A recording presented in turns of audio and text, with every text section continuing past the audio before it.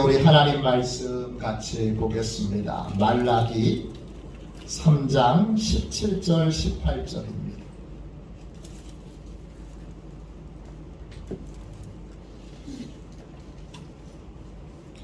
말라기 3장 17절 18절입니다.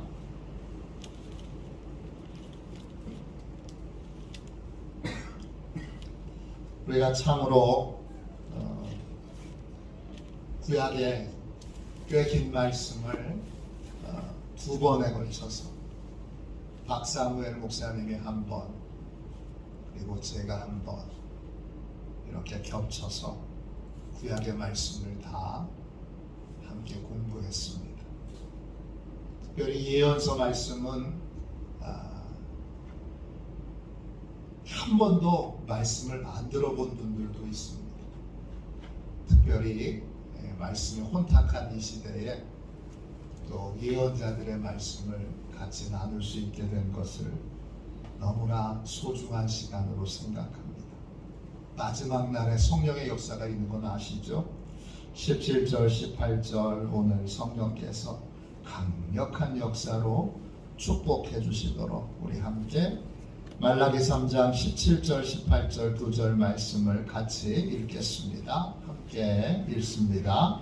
만군의 여호와가 이르노라.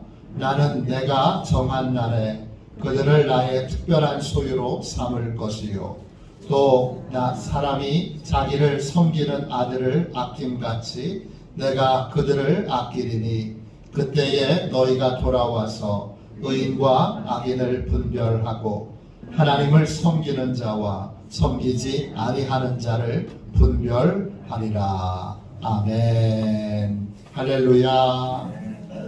분별하시는 하나님, 이런 제목으로 같이 은혜를 나누겠습니다. 이제 구약의 전 말씀에 이제 마지막 문을 닫는 날입니다. 오늘 같이 나눌 말씀은 말라기입니다. 말라기 헬라어 성경 70인역으로는 말라키아스 이렇게 들렸습니다. 말라키아스, 영어로는 멜로카이, 그리고 히브리어 성경으로는 말라키 그렇게 되어 있습니다. 말라키의 뜻은 나의 사자, 마이 메신저, 나의 대변인 이런 뜻입니다. 말라기는 독특한 구조를 가지고 있어요. 어떤 구조냐 하면 사람이 하나님께 질문을 합니다. 하나님의 백성, 이스라엘 백성들이 5가지를 질문을 해요. 그 질문에 대해서 하나님의 사자를 통해서, 하나님의 대변인을 통해서 하나님이 대답을 해주시는 거예요. 이게 말라기의 내용이에요. 나의 사자를 통해서 하나님이 백성들이 궁금해하는 것, 그것에 대한 진짜 하나님의 말씀을 알려주는 것, 이것이 말라기입니다. 활동 시기를 보겠습니다. 말라기 선지자는 활동 시기가 구체적으로 성경에 나오지 않습니다. 또 구약의 어떤 부분에도 말라기라고 하는 선지자의 이름이 안 나옵니다. 그래서 말라기 선지자가 언제 활동했는지, 활동 시기는 예언서 말씀이 말라기 말씀을 통해서만 추정할 수 있습니다. 말라기 1장 8절 보세요. 만군의 여호와가 이르노라. 너희가 눈먼 희생 제물을 바치는 것이 어찌 악하지 아니하며 저는 것 병든 것을 드리는 것이 어찌 악하지 아니하냐. 이제 그것을 너희 총독에게 드려 보라. 그가 너를 기뻐하겠으며 너를 받아 주겠느냐. 총독은 페르시아 총독입니다. 페르시아 총독이 유다를 다스리던 때에 활동했던 예언자가 말라기입니다.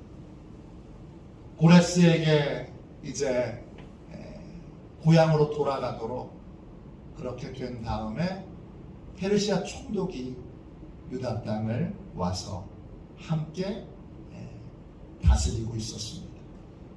또 성전에서 예배하는 이야기가 많이 나오는데 이미 두 번째 성전이 수룹바벨 성전이 완공된 상태에서 성전에서 예배를 드리고 있습니다. 또 제사장의 태만, 11조 드리지 않는 죄, 이방 여인과의 결혼, 이런 것을 말라기 선지자가 책망합니다. 근데 똑같이 책망하는 말씀이 어디에 나오느냐? 느헤미야에 나옵니다. 그래서 말라기 선지자는 언제 활동한 사람으로 그렇게 추정되느냐 하면 느헤미야 후기에, 느헤미야가 예루살렘 성벽을 짓고 잠시 페르시아 왕에게 갔다 온 적이 있습니다. 갔다가 돌아왔는데 갔다가 돌아온 이후에 활동했던 예언자가 바로 말라기 선지자로 그렇게 우리가 추정하고 있습니다. 활동 시기는 느헤미야 때 바벨론에서 포로 귀환이 1차, 2차, 3차가 있었잖아요. 그 3차가 바로 느헤미야에 의해서 이제 바벨론에 끌려갔던, 지금 이제 페르시아가 정복하고 있는 그 나라에 포로되었던 사람들이 돌아오게 되는데 3차 귀환 이후에 유다에서 활동했던 예언자가 바로 말라기 되겠습니다. 이 말라기라는 이름 자체가 하나님의 사자, 하나님의 대변인, 이런 의미로 이름이 아니라 직책을 의미한다, 이렇게 해석하는 분이 있습니다. 그래서 말라기 1장 1절에 여호와께서 말라기를 통하여 이스라엘에게 말씀하신 경고라 하시는 이 말씀을 몇몇 학자들은 어떻게 해석하느냐 하면 하나님께서 하나님의 사자를 통해서 이스라엘에게 말씀하신 경고라. 그래서 말라기서는 저자가 알려지지 않는, 저자가 없는 유일한 예언서다, 이렇게 주장하는 학자도 있습니다. 그런데 이런 주장은 예언서의 전통에 벗어납니다. 예언서의 전통은 모두 다 하나님의 말씀을 받은 자의 이름과 상황을 정확하게 공지하고 알려줍니다. 그러므로 이건 다른 해석이라고 할 수 없습니다. 우리는 말라기라고 하는 이름이 주의 사자, 하나님의 사자 이런 뜻이지만, 나의 사자 이런 뜻이지만, 말라기라는 이름을 가지고 활동한 예언자로 그렇게 보아야 합니다. 말라기는 백성의 죄에 대해서 매우 민감합니다. 그리고 명확하게 죄를 지적하고 경고합니다. 이 말라기는 죄에 민감했던 예언자입니다. 그래서 하나님의 백성이 죄에서 벗어나 하나님께서 기뻐하시는 삶을 살도록 그렇게 하나님의 백성들을 이끌고 있습니다. 말라기의 구조를 보겠습니다. 크게 두 가지의 구조로 이루어져 있지요. 1장부터 2장 16절까지는 하나님의 사랑을 받은 하나님의 백성들인데 하나님 앞에 모든 게 다 거짓입니다. 진실이 없는 백성들, 그 이야기가 나옵니다. 또 2장 17절부터 4장 끝까지, 그래서 하나님의 백성이라고 말하면서도 가짜인 백성과 진짜 하나님의 백성을 구별하시기 위해 심판주로 오시는 하나님, 그 하나님을 말라기 선지자가 예언하고 있습니다.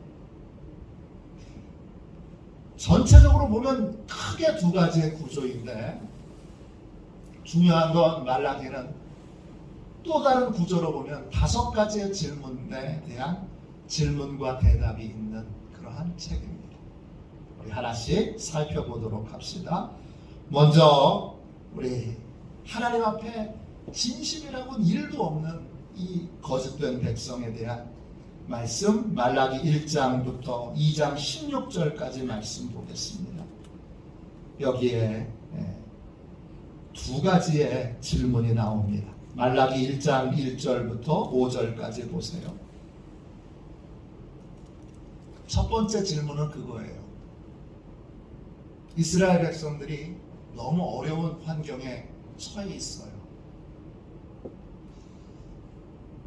이렇게 어려운데 이스라엘 백성들이 하나님께 물어요. 이렇게 어려운데 하나님 저희를 정말 사랑하시는 겁니까? 우리 진짜 사랑하는 거 맞습니까? 이렇게 물어요. 이에 하나님께서 에돔이라고 하는 나라와 비교해서 이스라엘을 향한 하나님의 사랑을 설명해 줍니다.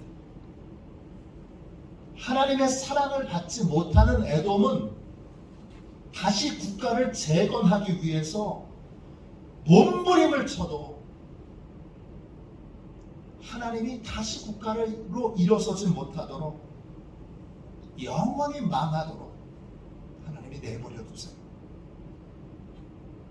그런데 하나님의 백성들은 지금 비록 어려워도 하나님이 하나님의 은혜로 다시 일으켜주셔요.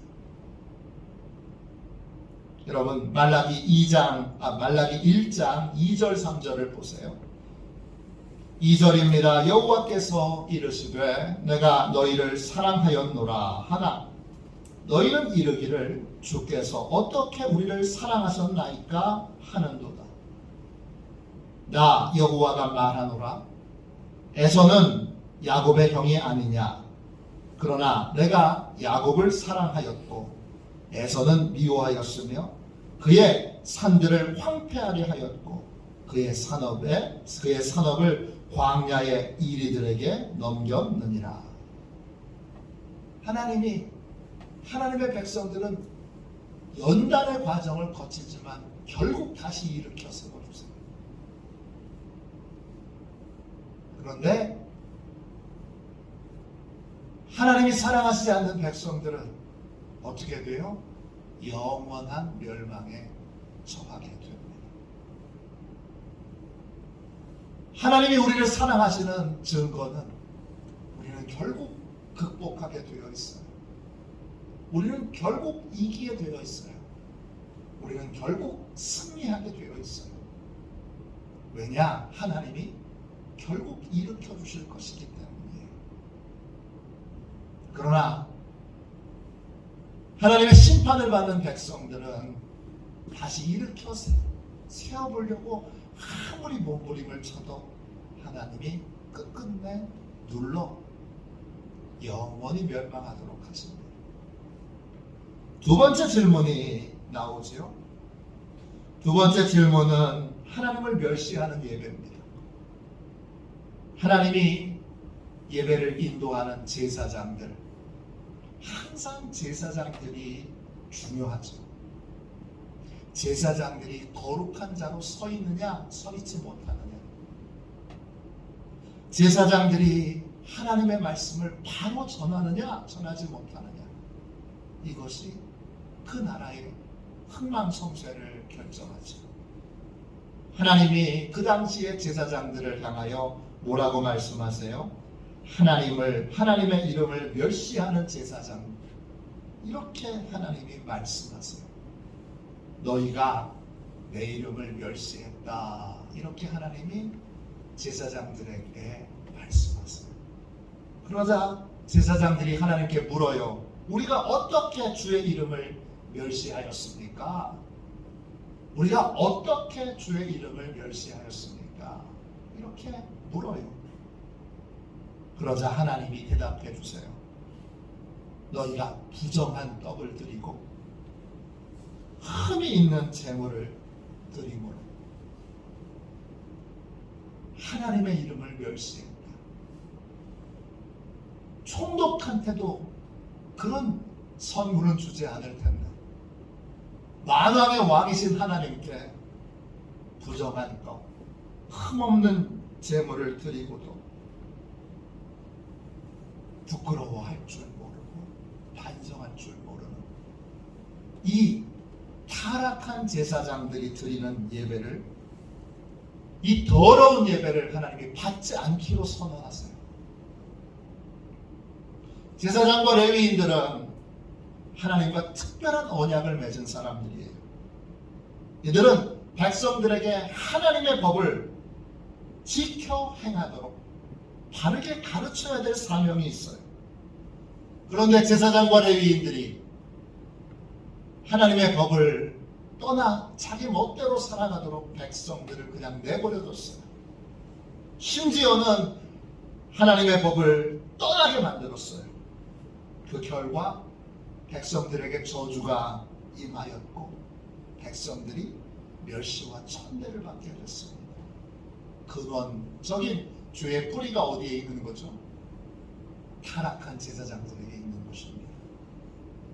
1장 6절 7절 보세요.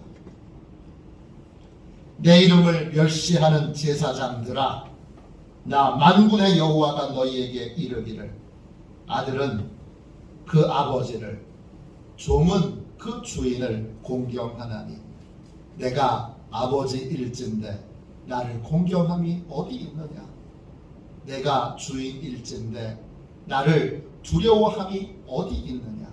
하나 너희는 이르기를 우리가 어떻게 주의 이름을 멸시하였나이까 하는도다. 너희가 더러운 떡을 나의 제단에 드리고도 말하기를 우리가 어떻게 주를 더럽게 하였나이까 하는도다. 이는 너희가 여호와의 식탁을 경멸히 여길 것이라 말하기 때문이라. 예배, 하나님 앞에 드리는 예배를 더 이상 어떤 것도 신경 쓰지 않는, 정성이 다 빠지고 신실함이 다 빠진 때우기식의 형식적인 예배, 그 예배에 하나님이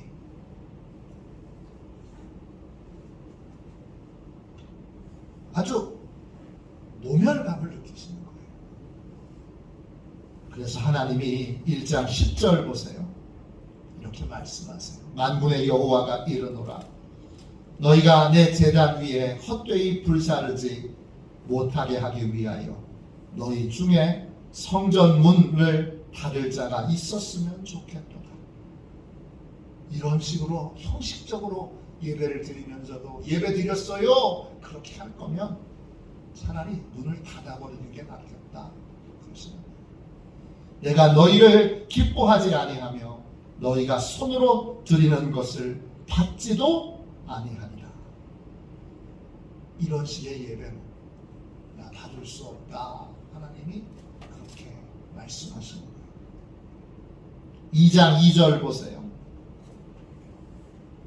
그래서 하나님이 더 이상 예배를 받으시지 않으니까 어떤 일이 벌어지죠? 만군의 여호와가 이르노라 말라기 2장 2절입니다.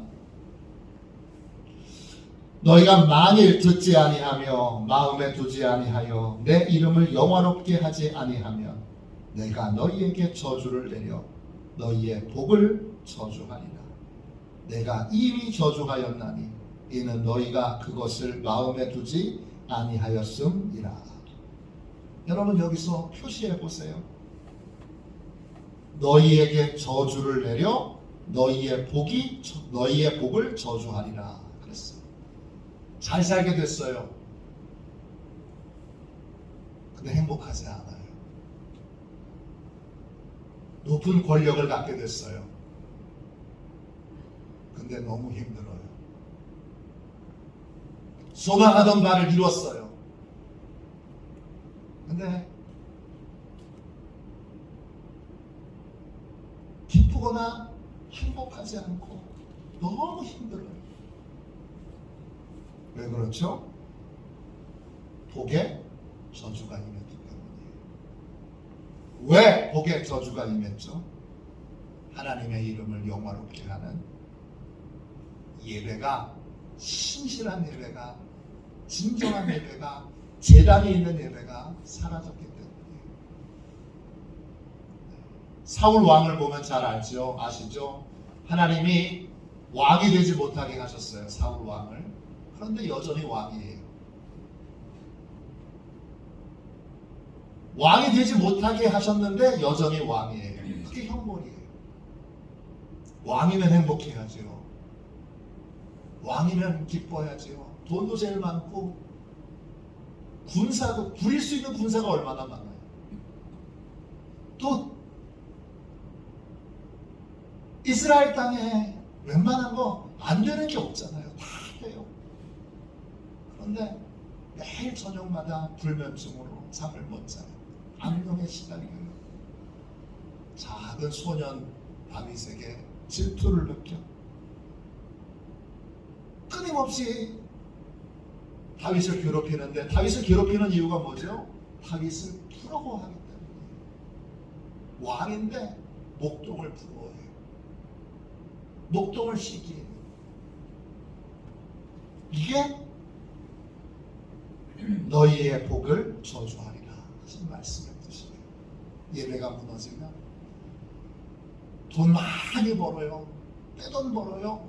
큰 집에 살아요. 자동차도 몇 대예요. 높은 지위를 가지고 있어요. 뭐 자녀들이 공부도 다 잘해요. 그런데 너무 힘들어요. 죽을 것 같아요. 견디지 못하겠어요. 왜 그렇죠? 예배가 무너졌기 때문이에요. 오늘날 오늘 새벽에도 말씀드렸지만 어느 목사님은 말해요. 아유, 요즘 청년들이, 학생들이 세상에 즐길 게 그렇게 많은데 교회가 뭐가 재밌다고 교회 오겠어요? 잘 모르고 하시는 말씀이에요. 세상에 아무리 즐거운 게 많아도 거기서는 여러분 참된 만족과 기쁨을 얻을 수 없어요. 참된 만족과 기쁨은 예배를 통하여 하나님을 영화롭게 하는 자에게만 하나님이 허락해 주세요. 예배가 회복돼야 돈 많은 것도 행복한 거예요. 예배가 회복돼야 권력이 높은 것도 행복한 거예요. 여러분, 예배가, 참된 예배가 회복돼야, 진짜 신령과 진정으로 예배를 드려야, 그래야 내가 소망하는 것이 이루어졌을 때 진짜 내가 원하는 행복을 누릴 수 있게 되는 거예요. 말라기 2장 5절 6절 보세요. 레위와 세운 나의 언약은 생명과 평강의 언약이라. 내가 이것을 그에게 준 것은 그로 경외하게 하려 함이라. 그가 나를 경외하고 내 이름을 두려워하였으며 그의 입에는 진리의 법이 있었고 그의 입술에는 불의함이 없었으며 그가 화평함과 정직함으로 나와 동행하며 많은 사람을 돌이켜 죄악에서 떠나게 하였느니라. 레위와 언약을 맺어서, 그 언약은 생명과 평강의 언약인데 그 언약으로 하나님을 경외하는 사람으로 백성들을 세우고 하나님의 이름을 두려워하는 자로 백성들을 세우고, 그렇게 하나님의 뜻대로 살아가도록 백성들을 돌이켜 죄악에서 떠나게 해야 하는데 그렇게 하지 않았던 거예요. 그래서 어떻게 되죠? 2장 9절 보세요. 너희가 내 길을 지키지 아니하고 율법을 행할 때에 사람에게 치우치게 하였으므로 나도 너희로 하여금 모든 백성 앞에서 멸시와 천대를 당하게 하였느니라 하시니라. 예배가 무너지니까, 그러니까 백성들이 다 멸시와 천대를 받게 됩니다. 그런 상황에서도 백성들은 가정을 지키지 않고 하나님의 언약을 파괴하고 가정을 지키지 않고 온갖 악행을 저지릅니다. 백성들의 거짓된 행실이 나옵니다. 말라기 2장 10절부터 16절까지 말씀이에요. 하나님의 백성들이 정욕에 사로잡혀서 뭐 하느냐? 하나님과의 언약을 파기하고 이방 여자하고 결혼하기 위해서, 이방 여자와 즐기기 위해서 경건한 아내를 버리고 이혼을 합니다. 아내에게 계속 거짓을 행하고 그리고 경건한 아내를 버리고 이혼하는 이것을 하나님이 크게 미워하시고 책망하십니다. 경건한 아내를 버리는 이 행위 하나가 언약을 버린 백성이라는 가장 확실한 증거라는 거예요. 2장 14절부터 16절까지 보세요. 14절입니다. 너희는 이르기를 어찌 됨이니까 하는도다. 이는 너와 내가 어려서 맞이한 아내 사이에 여호와께서 증인이 되시기 때문이라. 그가 내 짝이요 너와 서약한 아내로되 내가 그에게 거짓을 행하였도다. 그에게는 영이 충만하였으나 오직 하나를 만들지 아니하셨느냐? 어찌하여 하나만 만드셨느냐? 이는 경건한 자손을 얻고자 하심이라. 그러므로 내 심령을 삼가 지켜 어려서 맞이한 아내에게 거짓을 행하지 말지니라. 이스라엘의 하나님 여호와가 이르노니 나는 이혼하는 것과 옷으로 학대를 가리는 자를 미워하노라. 만군의 여호와의 말이니라. 그러므로 너희 심령을 지켜 거짓을 행하지 말지니라. 하나님이 아내를 한 명만 두셨어요. 왜 아내를 한 명만 두셨죠? 경건한 자손을 얻고자 하기 위해서. 그런데 언약의 백성들이 언약을 파기하니까 나타나는 가장 대표적인 특징이 뭐예요? 경건한 아내를 버리고 끊임없이 아내에게 거짓말을 하고 이방의 여자와 결혼하기 위해, 이방의 여자와 즐기기 위해 이혼을 감행하는 거예요. 이혼은 안 해도 끊임없이 외도하고 끊임없이 다른 외도의 대상을 찾고 다니는 거예요. 이게 하나님을 떠난 언약을 파기한 백성의 가장 대표적인 특징이에요. 자, 그 다음 보겠습니다. 이제 심판주로 오시는 하나님입니다. 말라기 2장 17절부터 4장까지 말씀이에요. 말라기 2장 17절부터 3장 6절까지 보면 세 번째 질문이 나와요. 하나님을 괴롭게 하는 백성들입니다.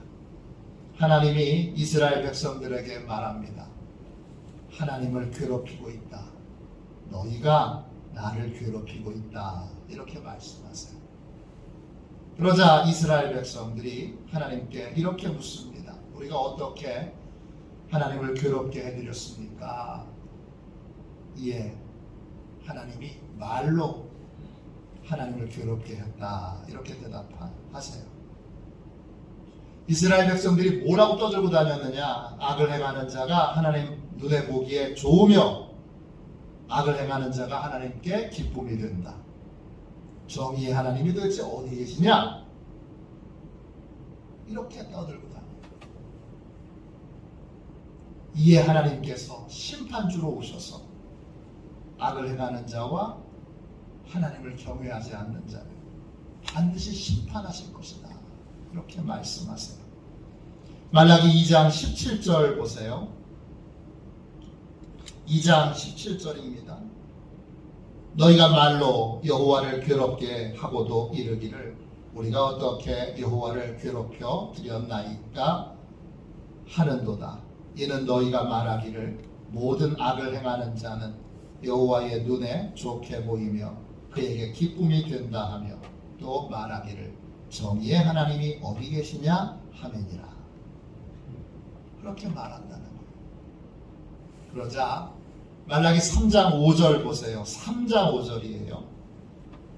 하나님이 그렇게 말로 하나님을 계속 괴롭히는, 하나님이 구원해 주셨는데, 하나님의 백성으로 삼아 주셨는데 끊임없이 말로 하나님을 괴롭히는 이 백성들에 대하여, 이 하나님을 믿지 않고 하나님을 경외하지 않는 이 악한 백성들에 대하여 하나님이 심판자로 오십니다. 3장 5절입니다. 내가 심판하러 너희에게 임할 것이라. 점치는 자에게와 간음하는 자에게와 거짓 맹세하는 자에게와 통꾼의 삭스에 대하여 억울하게 하며 과부와 고아를 압제하며 나그네를 억울하게 하며 나를 경외하지 아니하는 자들에게 속히 증언하리라. 만군의 여호와가 말하였느니라. 하나님이 속히 심판하셔서 말로 하나님을 괴롭힌 경건하지 않은 자들을 심판하실 거라는 거예요. 자, 이제 네 번째 질문입니다. 하나님께 돌아가는 방법이에요. 말라기 3장 7절부터 12절이에요. 하나님께서 하나님의 백성들에게 야, 이제 돌아와라, 그렇게 말씀하세요. 너희가 지금 힘든 건 하나님을 떠났기 때문이고 하나님의 법을 떠났기 때문이다. 이제 돌아와라. 그러자 백성이 또 묻습니다. 우리가 어떻게 해야 하나님께로 돌아갈 수 있습니까? 우리가 어떻게 해야 하나님께로 돌아갈 수 있습니까? 이 하나님이 많은 규례 중에, 많은 하나님의 법 중에 제일 먼저 온전한 11조와 봉헌물부터 드리라, 이렇게 말씀해 주세요. 온전한 11조와 봉헌물을 드리면 하나님께서 하늘문을 열고 복을 주시고 하나님의 울타리를 둘러 이스라엘 백성들을 보호해 주시겠다, 이렇게 약속하신 거예요. 말라기 3장 7절부터 9절까지 말씀 보세요. 만군의 여호와가 이르노라. 너희 조상들의 날로부터 너희가 나의 규례를 떠나 지키지 아니하였도다. 그런즉 내게로 돌아오라. 그리하면 나도 너희에게로 돌아가리라 하였더니 너희가 이르기를 우리가 어떻게 하여야 돌아가리까 하는도다. 사람이 어찌 하나님의 것을 도둑질을 하겠느냐. 그러나 너희는 나의 것을 도둑질하고도 말하기를 우리가 어떻게 주의 것을 도둑질하였나이까 하는도다. 이는 곧 11조와 봉헌물이라. 너희 곧 온 나라가 나의 것을 도둑질하였으므로 너희가 저주를 받았느니라. 하나님께로 돌아와야 되는데 뭐부터 돌아와야 되는 거예요? 만몬을 숭배하는, 물질을 숭배하는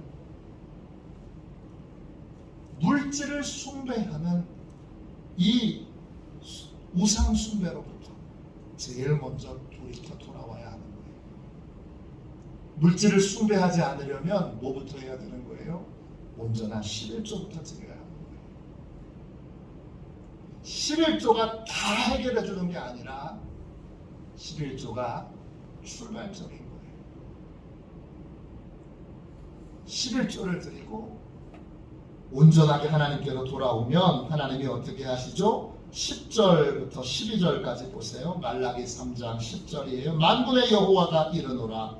너희의 온전한 11조를 창고에 들여 나의 집에 양식이 있게 하고 그것으로 나를 시험하여 내가 하늘문을 열고 너희에게 복을 쌓을 곳이 없도록 돋지 아니하나 보라. 만군의 여호와가 이르노라. 내가 너희를 위하여 메뚜기를 금하여 너희 토지 소산을 먹어 없애지 못하게 하며 너희 밭에 포도나무 열매가 기한 전에 떨어지지 않게 하리니 너희 땅이 아름다워짐으로 모든 이방인들이 너희를 복되다 하리라. 만군의 여호와의 말이니라. 온전한 11조를 드리면 만몬을 숭배하는 것에서 벗어나게 되면 하나님이 하늘문을 여셔서 하늘의 복을 쌓을 곳이 없도록 부어주시고 또 하나님의 울타리를 둘러서 악한 것들이, 더러운 것들이 그 우리의 것을 먹어치우지 못하도록 지켜주시고, 열매가 기한 전에 떨어져서 우리의 노동이 쓸모없도록 그렇게 하지 않으시고, 그리고 우리가 사는 삶의 터전이 천국과 아름다운 땅이 되므로 많은 사람들이 부러워하는 사람, 나도 저 장모님처럼 살았으면 좋겠다, 나도 저 권사님처럼 살았으면 좋겠다, 나도 저 집사님처럼 살았으면 좋겠다. 최근에 어떤 장로님이 그렇게 말씀하셨어요. 장로님께서 교회 장로로서 교회에 대하여 가지는 비전이 뭡니까? 꿈이 뭡니까? 그랬더니 모든 목사님들이 화도시온 교회 와서 한번 목회해봤으면 좋겠다, 강화 땅에 와서 목회해봤으면 좋겠다. 그렇게 모든 목사님들이 부러워하는 강화지가 또 강화에 있는 화도시온 교회, 그런 교회로 세워졌으면 좋겠습니다. 그렇게 대답하셨어요. 그런 거예요. 우리의 삶이 만몬에서 벗어나 온전한 11조를 드리고 하나님 앞에 이제 돌아와 하나님의 뜻대로 서게 되면 하나님이 우리의 모든 터전을 아름답게 하셨습니다. 그래서 많은 사람들이 아유, 나도 저렇게 살았으면 좋겠다, 저런 복을 좀 받았으면 좋겠다, 저런 인생을 살았으면 좋겠다, 그렇게 모든 사람이 부러워하는 삶을 살 수 있게 하나님이 역사하신다는 것입니다. 다섯 번째 질문이 나오지요. 말라기 3장 13절부터 4장 6절까지 말씀입니다. 다섯 번째 마지막 질문은 뭐예요? 하나님을 대적하는 말이에요. 하나님께서 이스라엘 백성들에게 말씀하세요. 너희가 완악한 말로 나를 대적한다, 이렇게 말씀하세요. 그러자 이스라엘 백성들이 또 물어요. 우리가 무슨 말로 주님을 대적했습니까? 그러자 하나님께서 이스라엘 백성들이 내뱉는 완악한 말들을 알려주세요. 말이 참 중요합니다. 왜 중요하냐? 하나님은 우리의 기도만 들으시는 것이 아니라 우리의 평소에 하는 말도 다 듣고 계세요.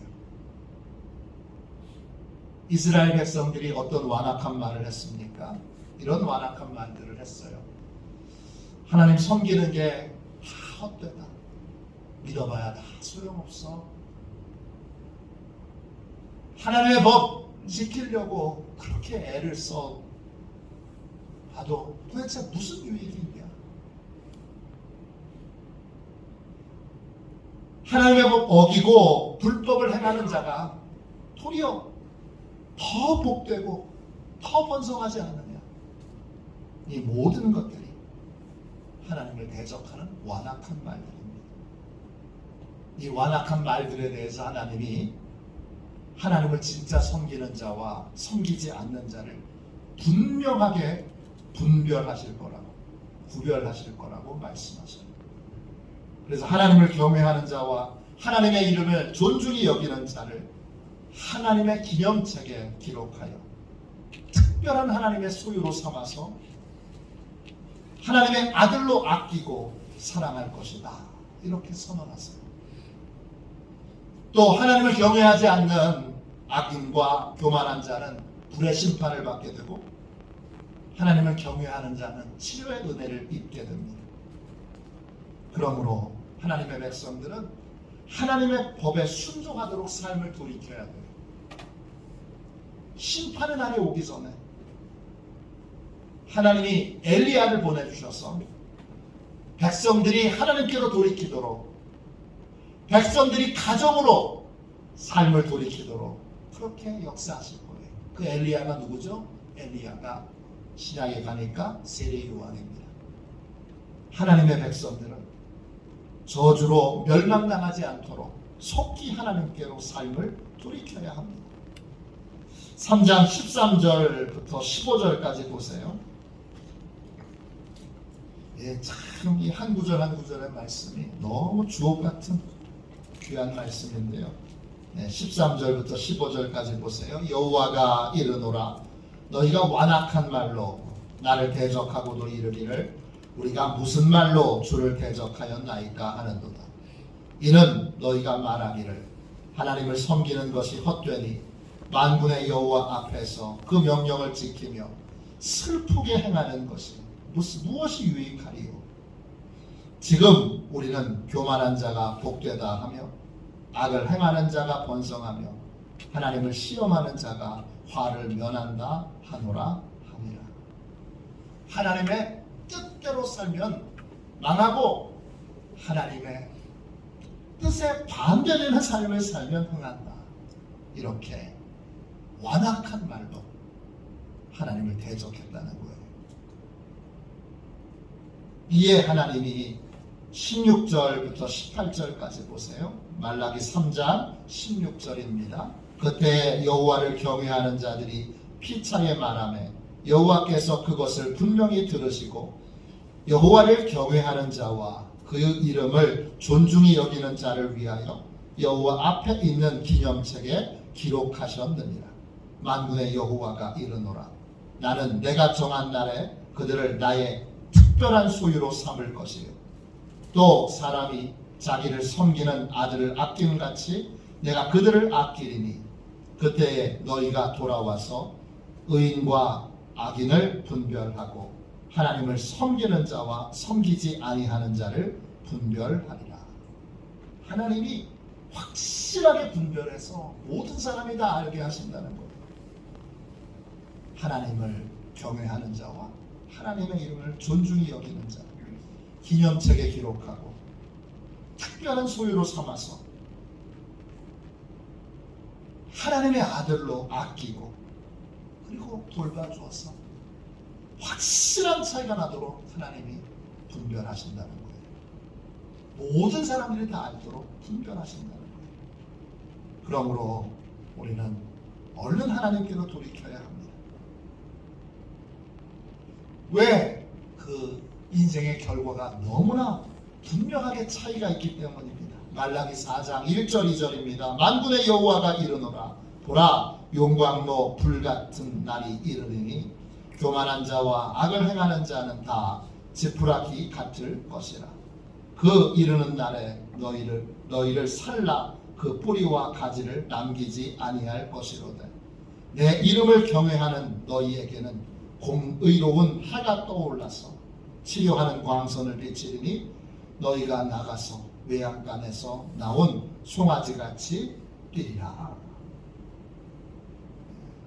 하나님을 대적하는 경건하지 않은 자는 불의 심판을 받게 되고요. 하나님을 경외하는 모든 자들은 삶에서 믿음 때문에 겪게 되는 모든 상처, 고통, 아픔, 눈물들 하나님이 다 치료해 주신다는 거예요. 믿음으로 사는 자에게도 고통이 있지요, 눈물이 있지요, 아픔이 있지요. 하나님이 의로운 해와 같이 떠올라서 치료하는 광선을 비춰주셔서 경외하는 자의 삶에는 상처가 남지 않도록 해주셔요. 상처 많이 받았는데 상처 하나도 없는 사람처럼 살도록 그렇게 축복해 주세요. 이게 경외하는 자가 받게 되는 복이죠. 4장 4절 보세요. 그래서 우리는 어떻게 해야 돼요? 너희는 내가 호렙에서 온 이스라엘을 위하여 내 종 모세에게 명령한 법 곧 율례와 법도를 기억하라. 하나님의 법을 기억하라는 거예요. 보라 여호와의 크고 두려운 날이 이르기 전에 내가 선지자 엘리야를 너희에게 보내리니 그가 아버지의 마음을 자녀에게로 돌이키게 하고 자녀들의 마음을 그들의 아버지에게로 돌이키게 하리라. 돌이키지 아니하면 두렵건대 내가 와서 저주로 그 땅을 칠까 하노라 하십니다. 언약이 파괴된 가장 큰 증거는 뭐예요? 가정을 지키지 않는 거예요. 언약이 회복되면, 언약의 백성으로 살면 나타나는 가장 대표적인 특징이 뭐예요? 가정으로 돌아오는 거예요. 그 일을 하나님이, 예수님이 오시기 전에 선지자 엘리야, 즉 세례 요한을 통하여 그 일들을 이스라엘 땅에 행하시겠다고 약속하셨고, 세례 요한을 통하여 그 일을 행하신 것입니다. 말라기는 분별하시는 하나님이에요. 하나님이 경건한 자는 결국 하나님이 복되게 하세요. 그리고 모든 사람이 경건한 자가 하나님의 복을 받는 것을 다 알게 하세요. 하나님을 경외하지 않는 자, 불법을 행하는 자, 악인들, 하나님이 분명하게 분별하셨습니다. 이를 심판하시고, 그리고 그들의 그 악행과 거짓과 속임수를 하나님이 만천하에 다 드러냈어요. 하나님은 속지 않으세요. 하나님은 분명하게 믿음의 길을 걸어가는 자의 인생을 이 땅에 드러냈어요. 하나님은 의인과 악의를 분별하시고, 하나님을 섬기는 자와 섬기지 않는 자를 분별하세요. 섬김의 시작은 예배입니다. 오늘 이제 우리 함께 찬양하며 다시 이 땅에, 특별히 화도시온 교회에 예배의 은총을 베풀어 주셨습니다. 예배를 드리는 모든 자들이 경건한 자로 변화되고, 하나님을 신실하게 믿고 따르는 자로 그렇게 변화되고, 하나님의 법 위에 인생의 집을 건축하는 복된 인생으로 세워지도록 하나님 우리의 예배를 축복해 주시고, 우리가 성심을 다하여 전심으로 하나님을 예배하는 사람이 되게 해 주십시오. 습관을 쫓아 형식적으로 드려왔던 예배를 파하여 주시고, 진정한 예배, 코로나가 하나님이 이 예배를 회복시켜 주시는 일들을 행하셨잖아요. 그 일들을 우리 교회를 통하여 완성해 주실 수 있도록 우리 함께 찬송가 445장 우리 1절만 2번 찬양하고, 우리 함께 통성으로 하나님 우리를 통하여 하나님의 아름다운 은혜의 역사들을 이루어주시고, 경건한 자에게 복 주시고 은혜 주시고 평강 주시는 것을, 경건한 자를 하나님이, 신실한 자를, 하나님의 언약의 백성들을 하나님이 축복하시는 것을 우리를 통하여, 우리 가정을 통하여, 우리 가문을 통하여 드러내 주옵소서. 우리 함께 박수 치면서 찬양하겠습니다.